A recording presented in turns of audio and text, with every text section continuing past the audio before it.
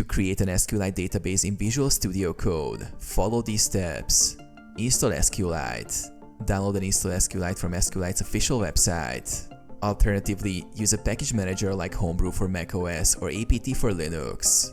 Install SQLite extension for VS Code. Open VS Code and go to the extensions view by clicking on the extensions icon or pressing Ctrl+Shift+X. Search for SQLite and install the SQLite extension. Open VS Code terminal.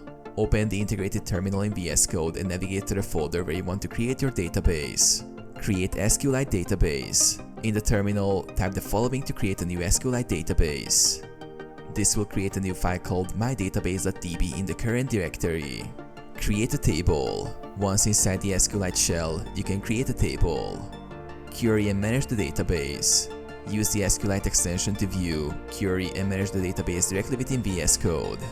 The extension allows you to browse tables, execute SQL commands, and view results.